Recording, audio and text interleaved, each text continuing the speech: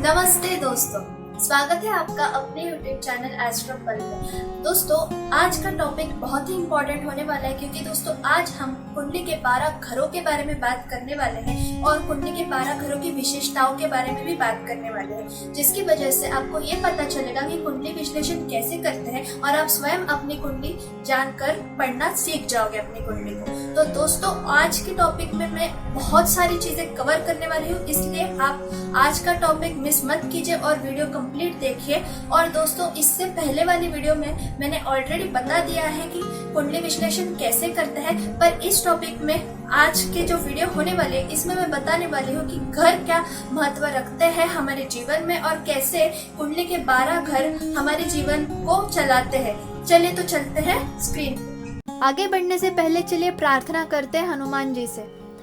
ओम हनुमान, ओम अंजनी सूत, ओम वायुपुत्र, ओम महाबल, ओम रामेष्ठ, ओम फाल्गुन सखा, ओम पिंगाक्ष, ओम अमित विक्रम, ओम उदधिक्रमण, ओम सीता शोक विनाशन, ओम लक्ष्मण प्राणदाता, ओम दशग्रीव दर्पहा। चलिए अब समझते हैं कि ये घर जो है वो क्या है, यानी ये जो कुंडली के 12 घर हैं ये क्या चीज बताते हैं आपके बारे में। ये जो पहला घर जो आपको स्क्रीन पे दिख रहा है दोस्तों, वो आपका रंग बताता है, आपका रूप बताता है, आपका आकार, आपका चरित्र, इसके साथ साथ आपका स्वभाव। यह जो सारी चीजें हैं ना दोस्तों, ये आपका पहला घर बताता है। इसे फर्स्ट हाउस भी कहते हैं या कह लो पहला भाव। फिर आते हैं दूसरे घर की तरफ। ये जो सेकंड हाउस है दोस्तों, ये जो स्क्रीन पे दिख रहा है आपको, इसे कहते हैं सेकंड हाउस या दूसरा भाव। ये बताता है आपका कुटुंब मतलब आपके रिश्तेदार, आपका परिवार, इसके साथ साथ आपकी वाणी, आपका समाज में आप किस तरह की भाषा शैली का उपयोग करेंगे, आप किस तरह से जो वाणी है उसमें कितनी मधुरता है, कितनी कठोरता है आपकी वाणी में, ये सारी चीजें ये जो सेकंड हाउस है ये बताता है। इसके साथ साथ दोस्तों, यह जो सेकंड हाउस है ना, यह लाभ स्थान भी कहलाया जाता है। जो धन आपके अकाउंट में फिक्स डिपॉजिट या आपकी सेविंग्स के रूप में रहता है, वो सारी चीजें यह घर बताता है। इस घर को यह 3 चीजों के नाम से जाना जाता है। पहली आपकी वाणी, दूसरा आपका कुटुंब और तीसरा आपका धन, या कह लो जो लाभ आपको होंगे आपके जीवन में, वो सब यह घर बताता है दोस्तों। अब नेक्स्ट है हमारा थर्ड हाउस, यानी हमारा तीसरा घर। तो ये जो तीसरे नंबर का घर है, यह घर निगेटिव माना जाता है दोस्तों। ऐसा क्यों? क्योंकि यह जो घर है, यह घर एक्स्ट्रा मेहनत को बताता है। यह घर डिजायर्स को जन्म देता है और जो मेहनत हम करते हैं उसका हम 100% तक लाभ नहीं उठा पाते हैं दोस्तों। सिर्फ 60% या कह लो 70% तक ही हमें मिलता है दोस्तों। तो इस थर्ड हाउस को हम अधिक मेहनत वाला घर इस नाम से जानते हैं। यह घर आपके छोटे भाई बहनों के बारे में भी बताता है दोस्तों, और साथ साथ में हमारा जो पराक्रम है, हमारा जो कर्म है, साहस कितना है हमारे अंदर किसी भी काम को करने के लिए, वो सारी चीजें यह थर्ड हाउस से ही देखी जाती है दोस्तों। इसके बाद जो है वह है फोर्थ हाउस दोस्तों। ये माँ का स्थान है। आपकी माता से आपकी कितनी बनेगी, आपकी माता से आपकी बनेगी नहीं बनेगी, आपको अपनी माता से कितना प्रेम मिलेगा, ये सारी चीजें यह जो फोर्थ हाउस है ना दोस्तों, यह बताता है। इसके साथ साथ ही यह जो फोर्थ हाउस है यह बहुत इम्पोर्टेंट हाउस है दोस्तों, क्योंकि यह केंद्र का घर भी है।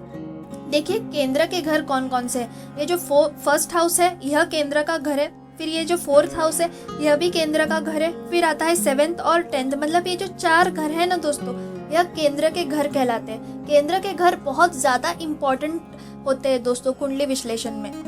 तो वापस आते हैं फोर्थ हाउस की तरफ। तो ये जो फोर्थ हाउस है ये बहुत इम्पोर्टेंट हाउस है, जैसा कि मैंने आपको बताया, क्योंकि ये सुख का स्थान भी है दोस्तों। यह सुख सुविधाओं का घर है दोस्तों। क्यों? क्योंकि वाहन, मकान, प्रॉपर्टी, इससे रिलेटेड जितनी भी बातें देखी जाती है दोस्तों, प्रॉपर्टी से रिलेटेड ले लो, मकान से रिलेटेड और जीवन के सारे सुख सुविधाओं से रिलेटेड जो भी बातें देखी जाती है वे चौथे नंबर के घर से ही देखी जाती है दोस्तों। और ये माता का स्थान भी है। माता से आपकी बनेगी नहीं बनेगी, माता से आपको सपोर्ट कितना मिलेगा, ये सारी चीजें इस फोर्थ हाउस से ही देखी जाती है। गाड़ी, घोड़े, मकान, जायदाद, इन सभी चीजों को ये फोर्थ हाउस ही रूल करता है दोस्तों। इसलिए ये फोर्थ हाउस बहुत ज्यादा इम्पोर्टेंट है। इसके बाद आते हैं फिफ्थ हाउस की तरफ। तो ये जो फिफ्थ हाउस है दोस्तों, ये देखा जाता है आपकी शिक्षा के लिए और आपकी संतान के लिए। संतान कैसी है, संतान से आपकी बनेगी या नहीं बनेगी, वो आपकी बातें मानेगी या नहीं मानेगी, कौन सी दिशा में तरक्की करेगी आपकी संतान, साथ साथ आप कितनी शिक्षा प्राप्त करेंगे, आपका ज्ञान कितना है, आप स्वयं कितना ज्ञान प्राप्त करेंगे, वो सारी बातें जो देखी जाती है ना दोस्तों, वो देखी जाती है 5th हाउस से। और लव, प्यार, आपकी मोहब्बत, जो आपके लव अफेयर्स होंगे, आपके लव अफेयर से रिलेटेड सारी चीज़ें, सारी बातें, वो सभी हम इस 5th हाउस से ही देखते हैं दोस्तों। ये भी बहुत इंपॉर्टेंट हाउस है दोस्तों, क्योंकि इस हाउस को त्रिकोण स्थान भी कहते हैं दोस्तों। त्रिकोण के 3 स्थान हैं दोस्तों, मतलब त्रिकोण के जैसे 3 हाउसेस हैं।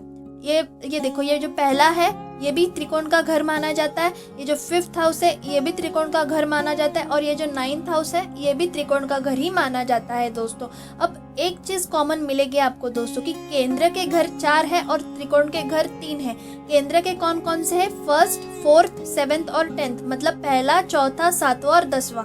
और वैसे ही ये जो त्रिकोण का घर है, त्रिकोण के घर में देखो दोस्तों, ये जो 1st हाउस है ये कॉमन है दोस्तों। त्रिकोण के घर में भी ये पहला घर आता ही है, मतलब त्रिकोण के घर ये 3 है, पहला, 5वां और 9वां। ठीक है, तो जो 1st हाउस है इसको केंद्र त्रिकोण घर भी माना जाता है दोस्तों, क्योंकि ये त्रिकोण का भी घर है और एक केंद्र का भी घर है दोस्तों, इसलिए बहुत इंपॉर्टेंट हाउस है दोस्तों।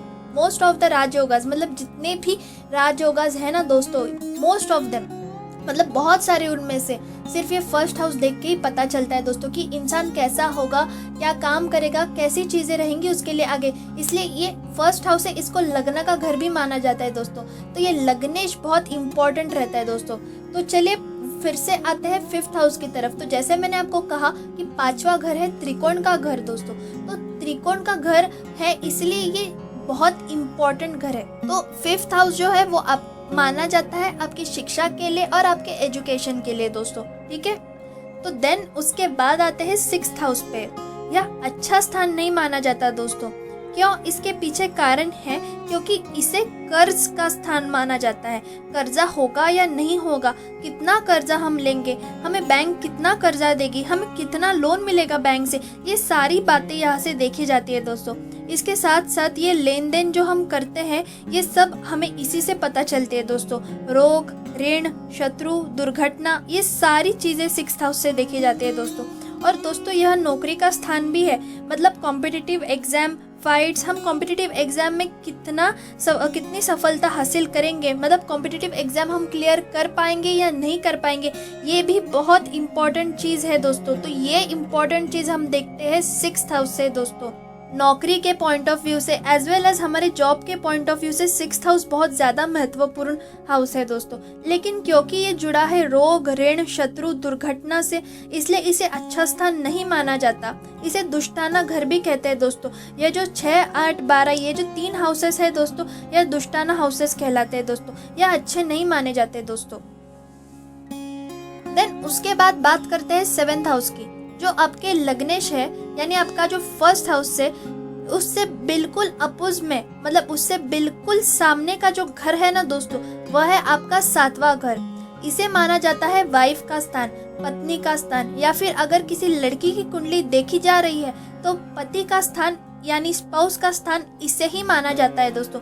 मतलब ये कि जो 7th हाउस है इसे स्पाउस का स्थान मानते हैं, और इसके साथ साथ पार्टनरशिप जो होती है किसी भी बिजनेस में, व्यापार में, कि आप पार्टनरशिप जहाँ पे करते हैं ना दोस्तों, ये सारी चीज़ें 7th हाउस से ही देखी जाती है दोस्तों। तो आपको बिजनेस पार्टनरशिप से लाभ होगा कि नहीं होगा, आपका पति कैसा होगा या आपका स्पाउस कैसा होगा, ये सारी चीज़ें इस 7th हाउस से देखी जाती है। इसलिए ये बहुत इंपॉर्टेंट हाउस है, और ये हाउस केंद्र का भी घर है दोस्तों, इसीलिए ये बहुत इंपॉर्टेंट हाउस कहलाता है दोस्तों। देन उसके बाद आता है यहाँ पर 8th हाउस, 8वां घर। जैसा मैंने कहा कि यह भी एक दुष्टाना हाउस है, तो यह घर भी अच्छा घर नहीं माना जाता। इस घर को भी निगेटिव रिजल्ट्स मिलते हैं, लेकिन यह घर खोज का भी है।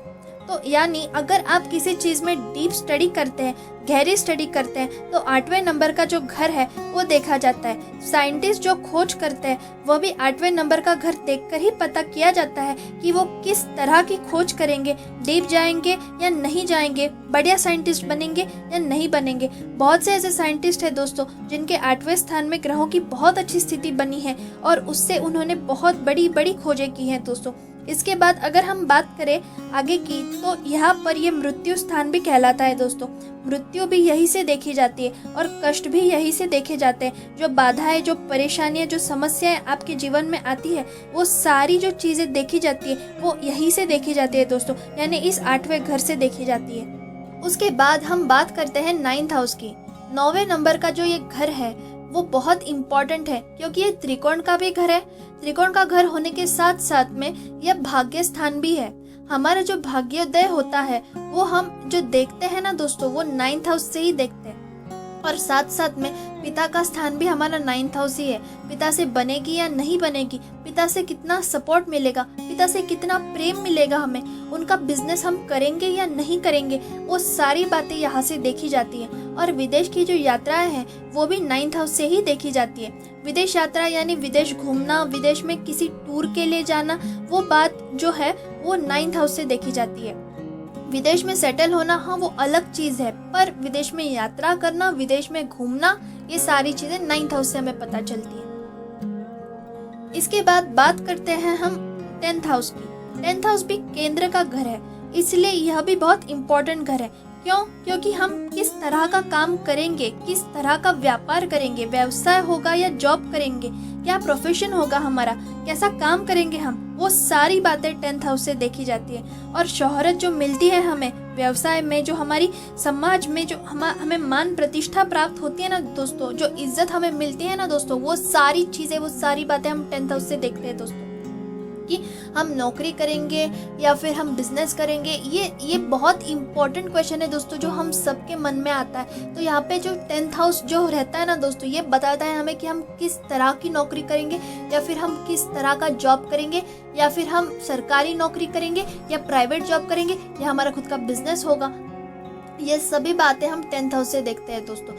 किसका भी सूर्य अगर 10th हाउस में है ना दोस्तों, और अगर वो कॉम्पिटिटिव एग्जाम के लिए प्रिपेयर कर रहा है ना दोस्तों, तो मान के चलिए दोस्तों, आप ना कॉम्पिटिटिव एग्जाम क्लियर करेंगे दोस्तों। क्योंकि ये जो 10वां घर है ना, ये रहता है हमारे प्रोफेशन का घर। और अगर यहाँ पे सूर्य देव यहाँ पे आके बैठ जाए ना दोस्तों, तो समझ जाइए कि वो इंसान गवर्नमेंट के लिए ही बना है दोस्तों।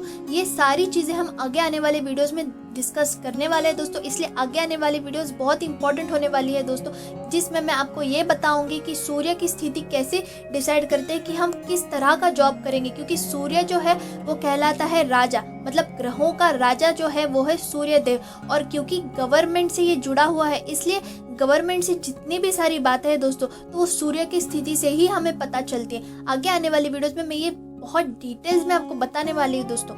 देन उसके बाद बात करते हैं 11वें नंबर का जो घर है, वो कहलाता है यहाँ पर लक्ष्मी स्थान। तो 10th हाउस से जो इनकम हमें होती है वो लक्ष्मी स्थान से हमें पता पड़ती है। यानी हम जो भी प्रोफेशन करेंगे उससे हमें इनकम कितनी मिलेगी वो देखी जाएगी इस 11वें भाव से, और वो सेविंग के रूप में जो बचेगी वो देखी जाएगी 2nd हाउस से। ठीक है, तो उसके बाद बात करते हैं 12th हाउस के बारे में। यह घर भी अच्छा घर नहीं माना जाता, क्योंकि यह भी दुष्टाना हाउस कहलाता है। इसके साथ ही यह घर अच्छा नहीं माना जाता, क्योंकि यह जेल की यात्रा का स्थान है दोस्तों। जेल की अगर किसी को यात्रा करनी पड़ गई, किसी के ऊपर केसेस हो गए, कारावास जाना पड़ा, किसी को व्यापार में घाटा हो गया, ये सारी बातें इस घर से देखी जाती है। और साथ साथ में यह भी देखा जाता है कि पति पत्नी कितना साथ रहेंगे, कितने समय तक साथ रहेंगे, उनमें बनेगी नहीं बनेगी, ये सारी बातें इसी घर से देखी जाती है दोस्तों। साथ साथ में यह खर्चों का घर भी है, व्यय स्थान भी इसे कहते हैं। तो हमारे इनकम के अकॉर्डिंग कितने खर्चे होंगे वो सारी बातें भी यही से देखी जाती है दोस्तों। और यह विदेश के सेटलमेंट का भी घर है, तो इसमें यही एक पॉजिटिव बात है दोस्तों कि ये विदेश सेटलमेंट के बारे में भी बताता है। तो अगर आप विदेश सेटलमेंट के बारे में सोच रहे हो तो आपको आपका 12th हाउस देखना बहुत ज्यादा जरूरी है दोस्तों। ये हो गए कुंडली के घर जो कभी नहीं बदलते। अगर आपको कोई भी डाउट होगा ना दोस्तों, तो प्लीज कमेंट सेक्शन में आके क्वेश्चन आपका लिख लीजिएगा, मैं आपको आंसर जरूर करूंगी दोस्तों। और अगर आंसर बड़ा हुआ तो मैं अलग से सेपरेट वीडियो बनाऊंगी आपके क्वेश्चन का आंसर देने के लिए दोस्तों। तो अगर आपको ये वीडियो अच्छी लगी हो ना दोस्तों, तो प्लीज मेरे इस चैनल को सब्सक्राइब कर देना और उस बेल आइकन को भी दबा देना दोस्तों, और इस वीडियो को लाइक भी जरूर करना दोस्तों। Thank you, bye bye.